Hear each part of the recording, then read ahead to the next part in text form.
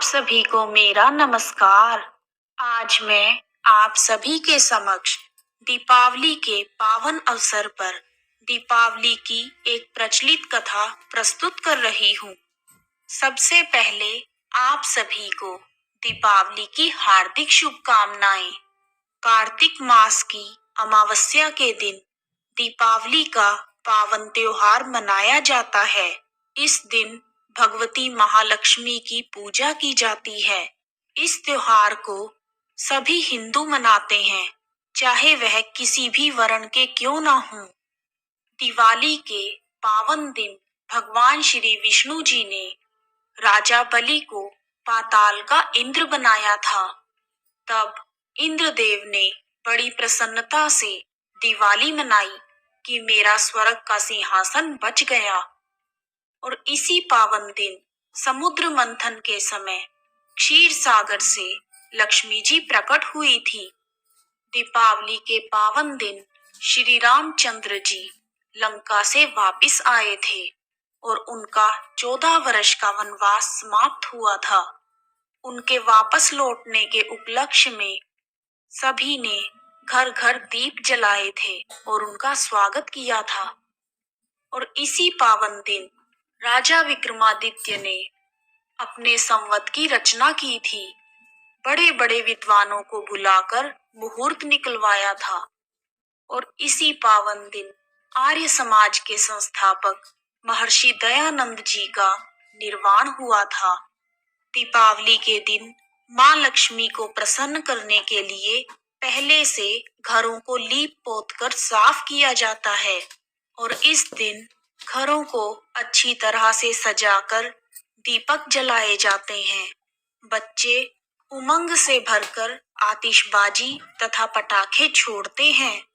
दिवाली के दिन प्रदोष काल में माता लक्ष्मी और गणेश जी की पूजा की जाती है। मान्यता है कि इस दिन धन की देवी मां लक्ष्मी धरती पर विचरण करती हैं और जो व्यक्ति सच्चे मन से मां लक्ष्मी की आराधना करते हैं, मां लक्ष्मी अपनी कृपा उन पर बरसाती हैं।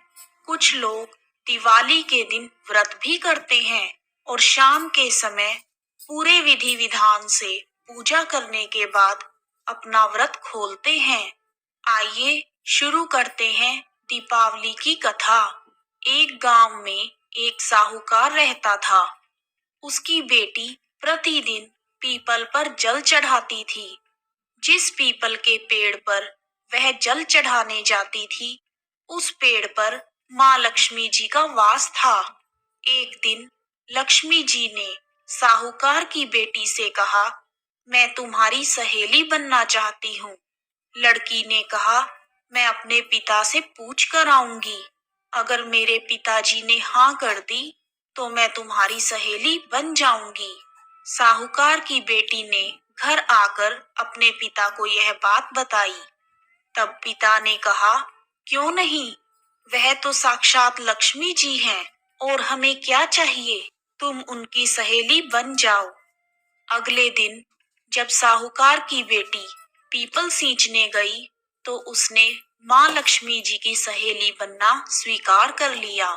उसके बाद साहूकार की बेटी और मां लक्ष्मी अच्छी सहेलियों की तरह आपस में हर रोज बातचीत करने लगी। एक दिन लक्ष्मी जी ने साहूकार की बेटी को घर आने का निमंत्रण दिया। जब साहूकार की बेटी लक्ष्मी जी के यहाँ गई तो लक्ष्मी जी ने उसे ओढ़ने के लिए शाल दुशाला दिया। सोने की चौकी पर बैठाकर सोने की थाली में अनेक प्रकार के भोजन परोसे। साहूकार की बेटी जब खा पीकर वापस लौटने लगी तो लक्ष्मी जी ने उसे प्रश्न किया कि तुम मुझे अपने घर कब बुलाओगी। लक्ष्मी जी के पूछने पर साहूकार की बेटी ने कहा, अच्छा आ जाना।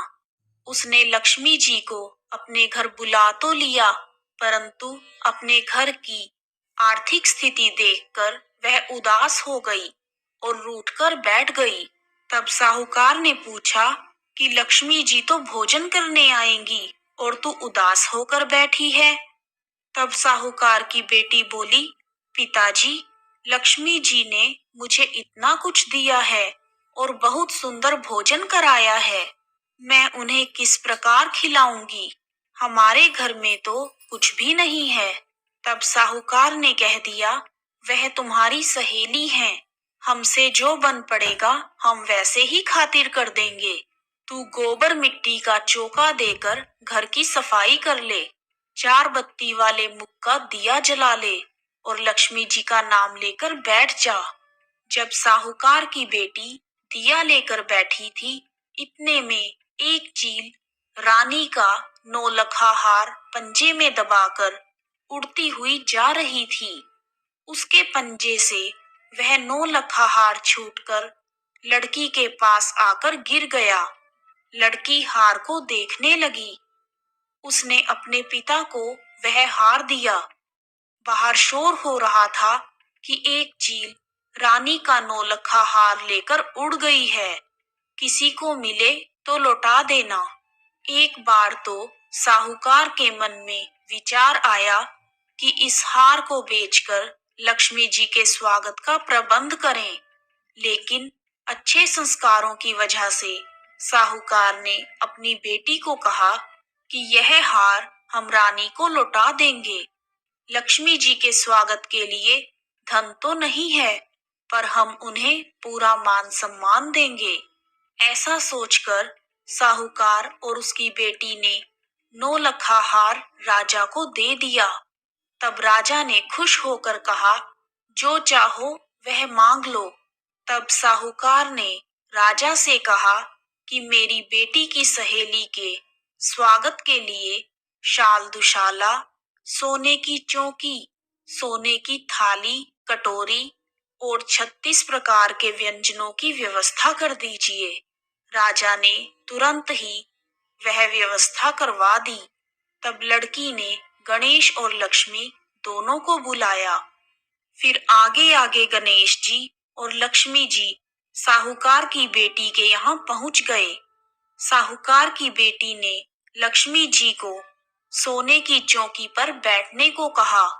लक्ष्मी जी ने चौकी पर बैठने से बहुत मना किया और कहा, इस चौकी पर तो राजा रानी बैठते हैं, मैं इस चौकी पर नहीं बैठूंगी।